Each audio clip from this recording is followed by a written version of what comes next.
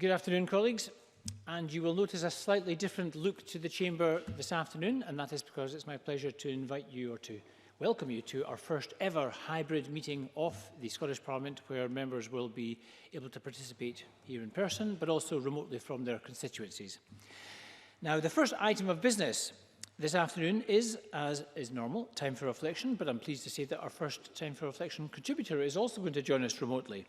Our time for reflection leader today is Pastor Joe C. Ochi, Minister of the Redeemed Christian Church of God, Jesus House, Aberdeen, and Chair of Trustees, Jesus House, Inverness, and he's joining us by video link. Reverend Ochi. The presiding officer, ladies and gentlemen, we all across the globe live in unprecedented times, battling an invisible enemy with devastating impacts to life, the economy, mental health, and more. This time calls for deep reflection and connection with our faith, where we can draw strength.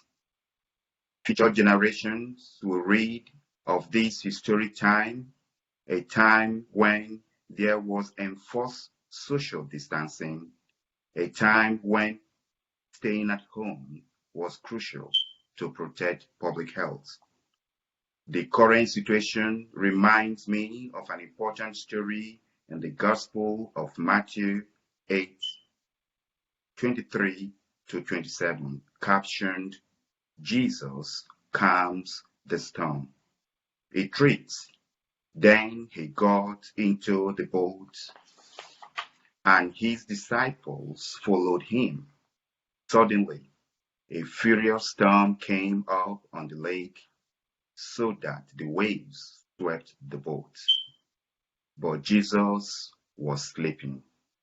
The disciples went and woke him, saying, 'Lord, save us.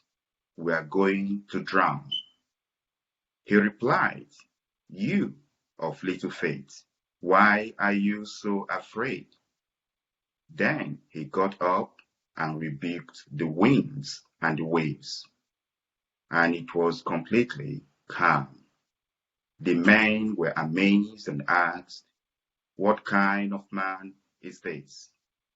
Even the winds and the waves obey him.'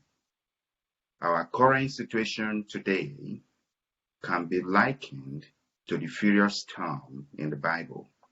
The wind blowing furiously forced the disciples, many of whom were experts on storms because of their fishing trade, to call Jesus, who was sleeping peacefully. This story is recounted in the books of Mark and Luke, appearing 3 times in the Bible. At this time, like the disciples, we may just need to call on Jesus to calm the storm of COVID-19. We must ensure that we do not despair, but remain positive in the face of the disruption to our lives brought about by this furious storm. Henceforth, we must count our blessings and remain grateful, as stated in the wonderful hymn written by Reverend Johnson Oatman Jr., titled, "Count Your Blessings. We are indeed blessed."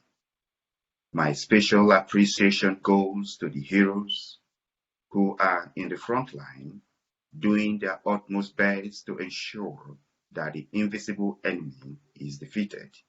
Our NHS staff, first responders, teachers, cleaners, police officers, farmers, retail staff, postmen and women, scientists, governments, and social workers. Finally, I end with this important lesson from the Holy Bible. Let us avoid anxiety, but pray to God in all circumstances and receive his peace. God bless you all.